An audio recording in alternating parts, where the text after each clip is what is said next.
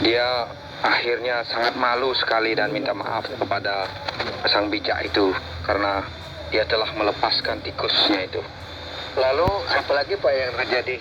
Nah, akhirnya setelah sang bijak itu datang dan bertanya, apakah Pak membuka mangkok yang saya bilang tadi, katanya. Si petani itu tambah malu lagi. Jadi dia bilang, maaf Pak. Jadi saya penasaran, akhirnya saya buka aja gitu. Jadi ternyata tikusnya Pak, saya lepaskan. Begitu terjadi. Apa sih nasihat dari cerita itu Pak? Nah, Untuk si akhirnya petani si Pak sang bijak itu bilang, nah kalau Pak menyalahkan Adam dan Hawa masa lampau, sebenarnya kalau Pak ada di situasi Adam dan Hawa mungkin sama kasusnya begitu. Jadi Pak nggak bisa salahkan Adam dan Hawa, kata sang bijak itu. Aduh, kok cerita ini mengena sekali Pak ya sama saya saat ini. Iya, saya lihat itu. Wah, Karena pengalaman Pak ini. iya, saya dari tadi itu mengeluh terus nih Pak. Ya.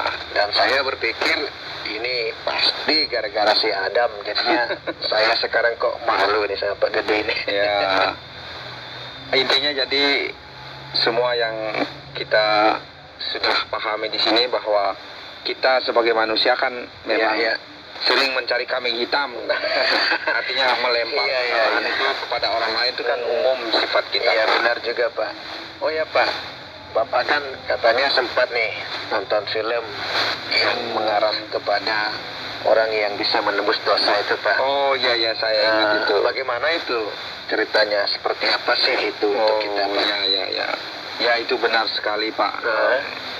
Iya, saya akan cerita masalah itu. Mungkin jangan sekarang ya. Aduh, ini Bapak. Mungkin bagus kita ceritakan hal itu di rumah saja. Ini Bapak, kita saya penasaran lagi. di pinggir jalan, jadi nggak enak cerita yang agak sensitif seperti itu. Iya. Ini semakin penasaran jadi nih Pak. Ya, gitu juga Pak. Kita perlu berhikmat kan. Iya. Bagaimana Pak? Saya kasihkan link nonton film yang tentang apa itu? Oh, Seorang tentang yang- kereta rel itu Pak ya? Iya. Oh iya. Saya Sudah sih, nonton? ya saya sudah nonton film yang Bapak kasih itu mengenai penjaga rel itu Pak ya. Iya. Wah, saya sampai menangis itu nonton film itu Pak. Berkesan ya Pak ya? Iya, sangat berkesan sekali Pak. Apalagi itu si penjaga relnya itu kan sangat berjiwa besar itu menurut saya Pak. Si penjaga rel itu kan dia rela sekali mengorbankan dirinya demi menyelamatkan nyawa orang lain. Ini sih kesan yang baik menurut saya. Ya, itu benar sekali Pak. Nah, film yang saya tonton yang lain lagi hampir mirip dengan hal inilah. Tapi ini kayaknya seperti apa?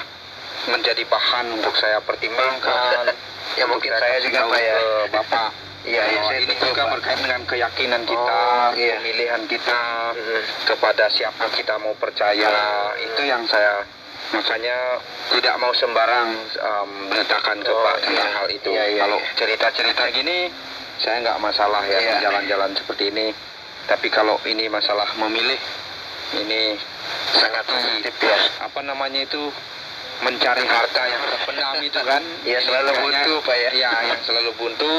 Sepertinya kita lebih serius ini menanggapinya. Karena saya juga dari nonton film dan dari apa namanya, Baca-baca sejarah juga ya. baca sejarah ini, apakah ini seperti saya harus meyakini satu oknum ini gitu. Saya rasa saya perlu membagi itu sama Pak Jamal. Iya, saya akan tunggu Pak. Ya. Cerita itu. Tapi untuk sekarang nih saya merasa kita harus pulang dulu ya. Pak ini Pak buru-buru ini. Mau kemana Pak ini? Ya, sebenarnya sih nggak terlalu buru-buru itu. Hari sudah mulai siang, jadi panas. Saya rasa saya harus pulang ke rumah dan mungkin Pak juga harus makan ya. Iya harus Pak. Nanti dicari sama istri nanti Bapak ini. Gitu. Nah, saya juga waktunya makan siang juga nih Pak. Ya, benar-benar. Oke lah, kalau begitu saya undur diri ya. Ya Pak, terima Mari kasih kita Pak. pulang Ya, bersama-sama. hati-hati di jalan Pak. Yuk.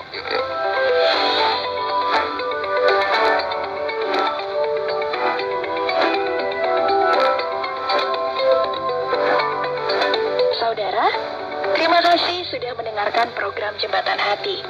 Program ini dipersembahkan atas kerjasama Yayasan Terang Warta Rohani Kota Batu, Jawa Timur dan penerbit Kalam Hidup Bandung, Jawa Barat. Apabila ada pertanyaan dan saran, silahkan kirimkan ke SMS atau WhatsApp di nomor 081 333 777 386. Anda juga dapat mengakses penerbit Kalam Hidup melalui website di www.kalamhidup.com. Sampai jumpa.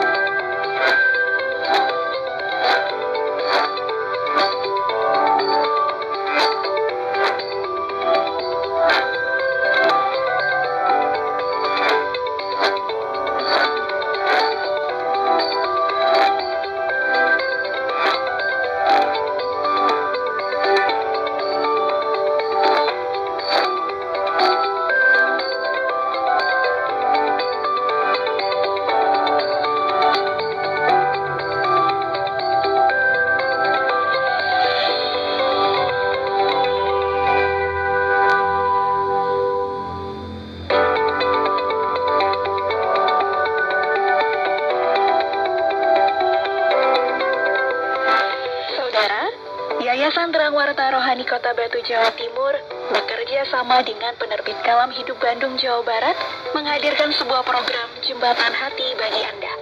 Jembatan Hati adalah program siaran yang memaparkan kondisi dan sifat-sifat hati manusia. Selamat mendengarkan.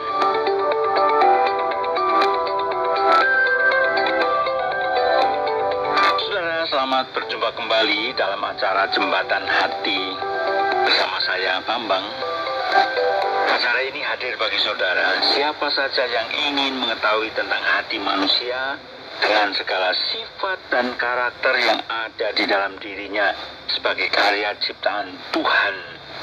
Hati manusia akan nampak dan tergambar melalui berbagai sifat-sifat yang ada di dalamnya. Dalam hati manusia itulah Tuhan Sang Pencipta menghendaki agar sifat-sifatnya yang mulia menjadi nyata di dalam diri kita. Manusia yang adalah karya ciptaan Tuhan, karya ciptaan Allah yang sempurna dibanding ciptaan yang lain. Saudara tentu sering mendengar kata hati dan istilah hati, misalnya menjaga hati. Pemahaman kebanyakan orang, hati bisa dipahami seperti organ tubuh yang disebut liver. Tetapi hati juga sering dipakai dalam ungkapan seperti hati sedih, hati gembira, hatinya khawatir, mencintai sepenuh hati. Tentu itu bukan bicara tentang organ tubuh yang disebut liver. Karena liver tidak bisa gembira, liver tidak bisa sedih, liver tidak bisa khawatir, dan liver tidak bisa mencintai. Tentu ada makna dengan penggunaan hati, menjaga hati, hati khawatir, hati sedih. Tapi seringkali orang tidak mengerti hati apa yang dimaksud itu. Saudara, mungkin banyak di antara kita yang akrab dengan lagu yang seperti ini. Tengoklah ke dalam sebelum bicara. Ya, sering ya. Apalagi kalau generasi agak di atas, usianya sudah mungkin 40-an, 50-an, 60-an, sepertinya akrab dengan lagu itu. Atau ada lain lagi, lagu yang mengajak kita bertanya pada rumput katanya. Mari kita bertanya pada rumput yang bergoyang. Sering kita bernyanyi atau bersenandung untuk menggambarkan hati, suasana hati kita. Ungkapan menghibur diri tidak selalu memiliki makna bahwa perasaan kita, hati kita itu sedang sedih. Tetapi memang kadang hati kita sedang bersedih. Dan karena kesedihan itu kita menghibur diri dengan bernyanyi, bersenandung. Apalagi ketika sedang sedih, lagu-lagunya lagu-lagu balada. Atau lagu yang cocok dengan suasana hati yang dirundung duka dan merasa malang itu. Saudara, kita berandai-andai. Kita andaikan buah di kebun sudah siap dipanen. Giliran kita mau panen, sudah ada yang kreatif, lebih dulu memanen. Dan kita tidak tahu siapa dia. Dan kita hanya gigit jari. Atau tanaman di sawah, di ladang, tiba-tiba rusak. Entah karena hama atau juga karena kondisi alam, mungkin juga karena oknum yang merasa berhak atas tanaman di sawah atau tanaman di ladang yang kita pelihara dan dipanen. Apa yang sudah dengan susah payah kita tanam, kita rawat, kita pelihara itu. Dalam situasi dan kondisi seperti ini, kita mau lakukan apa? Mau mengeluh? Apakah itu menyelesaikan masalah? Dan apa yang telah dicuri akan kembali?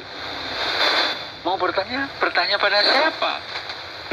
Jadi menggelitik juga syair lagu yang berkata, mari kita bertanya pada rumput yang bergoyang itu. Apakah kita harus marah? Mau marah-marah pada siapa? Dan seringkali jawabannya, sabar, sudah ikhlaskan saja. Kan begitu? Memang saudara, menyanyikan lagu itu dapat menjadi cara untuk melampiaskan rasa kesal dan kecewa atau bahkan rasa marah sekalipun. Siapapun yang menghadapi situasi semacam itu pasti rasanya mau marah. Tetapi bila marah malah bisa menambah dosa, untuk apa kita marah? Karena memang ketika marah bisa jadi malah menambah dosa, bukan? Padahal dosa kita rasanya sudah sangat menumpuk. Karena kita tidak dapat lepas dari dosa dan kita seperti tidak kuasa untuk tidak berbuat dosa, sekecil apapun itu. Jadi hanya karena belas kasihan dan kemurahan Allah, kemurahan Tuhan semata, kita diberi kesempatan untuk bisa lepas dari dosa dan menerima pengampunan. Tetapi masih banyak orang yang mencari-cari bagaimana caranya. Tuhan sendiri atau Allah itu Maha Kasih dan juga Maha Adil. Tetapi kita mewarisi tabiat dosa sejak dari kandungan. Kita mewarisi sifat-sifat dosa setelah manusia pertama, yakni Adam dan Hawa, melanggar perintah Tuhan, melanggar perintah Allah. Kadang kita berpikir, saudara, andai saja Adam dan Hawa tidak termakan bujuk rayu si iblis atau setan dan melanggar perintah Allah, melanggar perintah Tuhan, pasti tidak akan mengalami hidup yang susah, sengsara seperti ini. Hidup yang penuh kesusahan, penuh kesengsaraan. Berarti kita mengalami kesusahan seperti itu semua gara-gara Adam dan Hawa. Sepertinya kan begitu. Seperti cerita seorang petani yang mengeluh, marah-marah setiap kali dia mengayunkan cangkulnya. Dia mengeluh dan berteriak, Adam, Adam. Begitulah setiap kali dia mengayunkan cangkulnya. Kenapa? Karena dia berpikir ini semua gara-gara Adam. Gara-gara Adam lah saya ikut terkena kutuk. Susah banget untuk hidup dan mendapat rezeki. Harus terpanggang terik matahari, harus banting tulang berkeringat. Setiap kali dia mengayunkan cangkulnya, dia berkata, Adam, Adam. Suatu saat ketika dia sedang mencangkul dan tetap mengeluh dan berteriak Adam, Adam, suatu saat melintaslah seorang yang bijaksana. Mendengar perilaku si petani, orang bijaksana ini bertanya, Pak, mengapa Pak Tani mengeluh dan meneriakkan nama Adam setiap kali mengayunkan cangkul? Si petani menjawab, coba Bapak renungkan masalah ini. Tentu Bapak tahu bahwa kita ini bekerja keras banting tulang untuk mendapatkan rezeki dengan susah payah. Hanya gara-gara salah satu orang, yaitu manusia pertama, Adam. Dia telah melanggar perintah Tuhan dan berdosa terhadap Tuhan. Dialah penyebabnya kesusahan manusia sampai saat ini. Akhirnya sang bijaksana itu mengundang si petani ke rumahnya untuk makan malam sambil bertukar pikiran tentang hal itu. Malam hari tiba si petani ke rumah sang bijak. Silakan masuk, kemudian duduk di meja makan. Sebelum makan, sang bijak berpesan, Pak, sebelum makan malam, saya tinggal ke kamar mandi sebentar ya. Tolong, baskom ini jangan dibuka ya.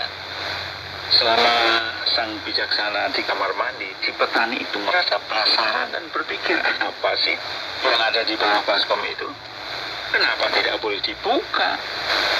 Akhirnya si petani berpikir-pikir ingin mengungkap apa yang tertutup baskom itu. Karena tidak tahan dengan rasa penasaran yang menggodanya. Akhirnya dia membuka sedikit baskom itu. Si petani kaget karena ada satu binatang yang lari lepas dari bawah baskom itu. Si petani kebingungan dan berusaha mencari tetapi gagal. Sampai sang bijaksana datang, si petani belum berhasil menemukan yang lepas dari bawah baskom tadi. Akhirnya si bijaksana bertanya, sedang cari apa, Pak? Si petani menjawab, si bijaksana tahu apa yang sedang terjadi dan bertanya, loh, Bapak sudah membuka baskom tadi ya, dan tikusnya jadi lepas kan? Si petani sangat malu dan berkata, maafkan saya, karena saya penasaran, Pak. Jadi saya buka dan tikusnya lepas. Dan bijaksana menasihati si petani itu, Bapak masih ingat setiap kali Bapak mengayunkan cangkul, apa yang Bapak lakukan tadi itu persis seperti Adam. Saya pesan jangan buka baskom itu, tapi Bapak penasaran dan membukanya. Sama seperti Adam, dilarang makan buah di tengah taman itu, tetapi terbujuk rayu oleh si setan atau si iblis. Jadi dia langgar perintah Tuhan, dia langgar perintah Allah itu. Jadi Bapak jangan menyalahkan Adam, karena ketika Bapak di posisi Adam, Bapak juga sama melakukan pelanggaran. Jadi semua kita pasti sering mencari kambing hitam untuk melempar kesalahan kita. Jadi memang sangat sulit sekali lepas dari dosa dan sulit untuk tidak melakukan dosa. Jadi saudara, kita semua memiliki sifat yang sangat cepat untuk dipengaruhi dosa dan melakukan dosa. Sebaliknya, sulit bagi kita untuk diajak melakukan yang baik atau melakukan perbuatan baik. Itulah kecenderungan sifat kita yang kita warisi setelah Adam dan Hawa berdosa dengan melanggar perintah Allah, dengan melanggar perintah Tuhan. Malah sebaliknya, justru melakukan larangan Allah. Apa yang dilarang Tuhan itu yang dilakukan. Dan banyak manusia sampai sekarang yang belum menemukan bagaimana jalannya untuk hidup benar, bagaimana dapat diampuni dari dosanya. Karena sifat-sifatnya itulah banyak manusia melakukan kejahatan. Negara di seluruh dunia membuat peraturan atau undang-undang yang berisi sanksi terhadap orang yang berbuat kejahatan, yaitu berupa hukuman. Tetapi banyak orang tidak menjadi jera. Malah banyak orang yang setelah menjalani hukuman di penjara, setelah bebas melakukan kejahatan lagi. Bahkan tidak sedikit orang yang masih tetap mengendalikan komplotan pelaku kejahatan dari dalam bumi. Sementara negara di dunia belum sanggup mengatasi kejahatan selama sifat manusia yang cenderung berbuat dosa itu tidak diselesaikan. Saudara, memang sejak manusia pertama berdosa dengan melanggar perintah dan larangan Allah, melanggar perintah dan larangan Tuhan, semua keturunan manusia hidup dalam sifat dan kecenderungan dosa.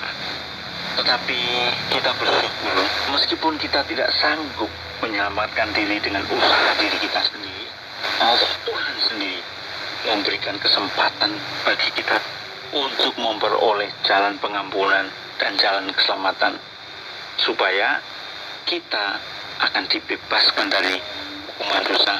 Itu semua karena anugerah yang dikaruniakan Allah, anugerah yang dikaruniakan Tuhan kepada kita. Dan anugerah keselamatan itu akan terjadi melalui satu orang yang suci tak bercela, yang menjadi kurban agung bagi umat manusia.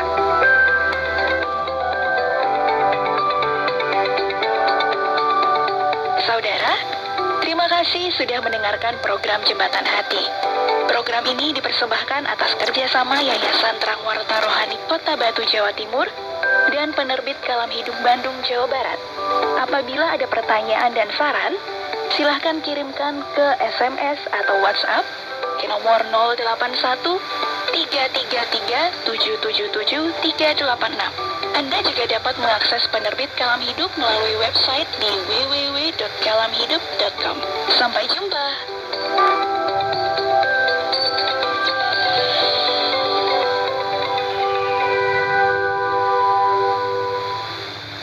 sahabat, tanpa terasa 30 menit telah kita lalui bersama.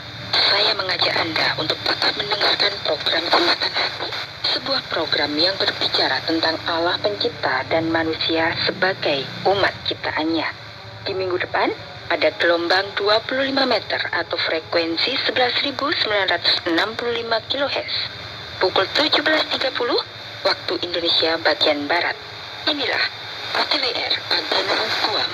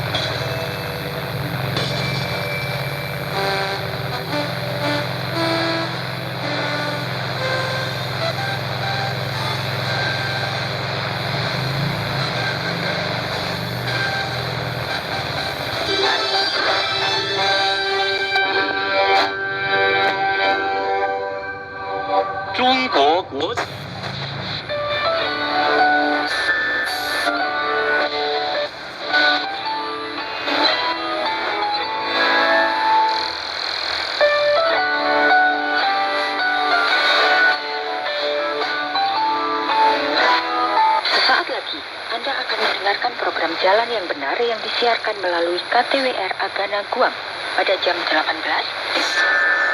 95 kHz. Semoga program ini dapat memberkati Anda semua. Selamat mendengarkan.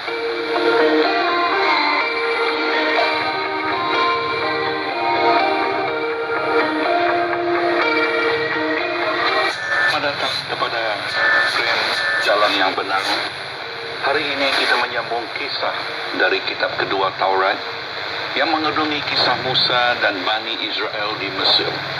Dalam pelajaran yang lalu, kita telah melihat bahwa Firaun coba menghapuskan orang Israel dengan menjadikan mereka hambanya. Dia memerintahkan untuk membunuh semua bayi lelaki orang Israel dengan membuang mereka ke dalam sungai Nil. Tetapi Allah mempunyai rancangan untuk menyelamatkan orang Israel dengan menggunakan Musa sebagai perantaraan. Kita sedia maklum bahwa Nabi Musa telah dididik di istana Firaun dengan segala pengetahuan orang Mesir. Ketika umur Musa 40 tahun, dia cuba membebaskan umatnya dengan cara sendiri. Tetapi akibatnya dia terpaksa melarikan diri dari Mesir dan menyembunyikan diri di padang pasir. Selama 40 tahun Musa tinggal di padang gurun sebagai pengembala kambing biri-biri mentuan. Mengetahui bahwa dia manusia biasa yang tidak mempunyai kemampuan untuk membebaskan orang Israel, melainkan Allah memberikannya kepadanya. Suatu hari ketika dia berumur 80 tahun, Allah menampakkan diri kepadanya di atas sebuah gunung bernama Sinai. Allah menampakkan diri dalam api dari semak yang menyala. Belukar itu menyala dengan api tetapi tidak terbakar. Musa sangat terkejut ketika dia dekati semak. Dia mendengar, "Akulah Allah nenek moyangmu, Ibrahim, Ishak dan Yakub." Musa takut dan tidak berani melihat. Kemudian Allah berfirman, "Tanggalkan kasutmu, karena tempat kamu berdiri itu adalah tanah yang suci." Saya telah melihat nasib rakyat saya. Saya telah mendengar tangisan mereka. Maka saya telah turun untuk menyelamatkan mereka. Jadi, sekarang pergi. Aku menghantar kamu kepada Firaun untuk pergi dari Mesir. Sekarang, mari kita sambung kisah kita untuk melihat bagaimana Allah mengakhiri percakapannya dengan Musa dan menghantar Musa kepada Firaun. Dalam bab 3, kita mendengar bagaimana Tuhan telah berjanji untuk bersama Musa dan memberi dia kebijaksanaan dan kuasa untuk berurusan dengan Firaun dan rakyat Mesir. Tetapi kita akan melihat dalam bab yang keempat bahwa Musa takut untuk pergi. Dia berkata, bagaimana andaikan orang-orang Israel mau percaya dan tidak mempedulikan kata-kata saya? Apa yang harus saya lakukan? Andai kata bahwa Tuhan tidak menampakkan diri kepada saya. Percaya kepada apa itu?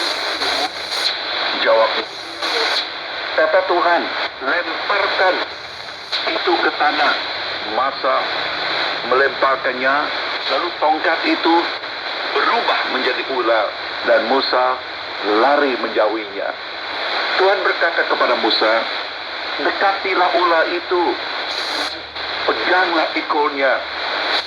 Musa mendekatinya dan menangkap ular itu yang segera berubah kembali menjadi tongkat dalam tangan Musa. Kata Tuhan, buatlah begitu supaya orang-orang Israel percaya bahwa aku Tuhan, Allah nenek Ishak dan Yakub, sudah menampakkan diri.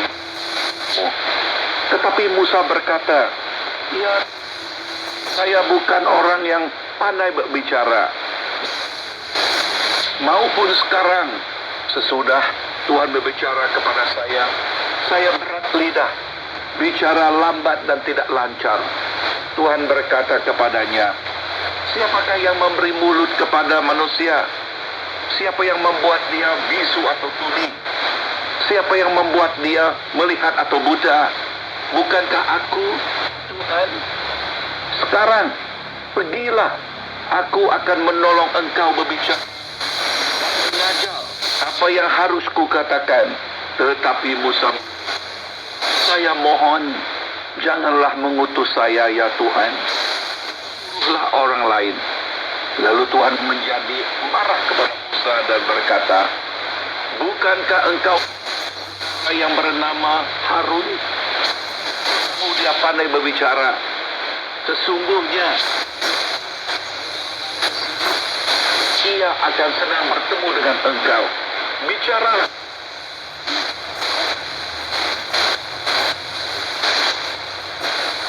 Aku harus temukan dan lakukan. Bawa tongkat itu. Jabat dengan itu. Sesudah itu, Musa pulang.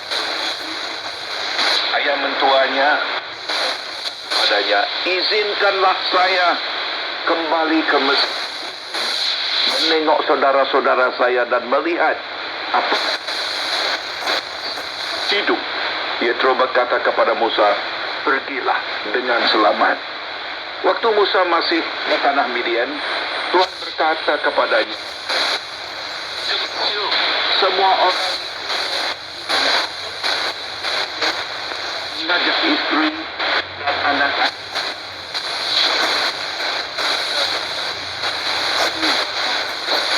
ke Mesir.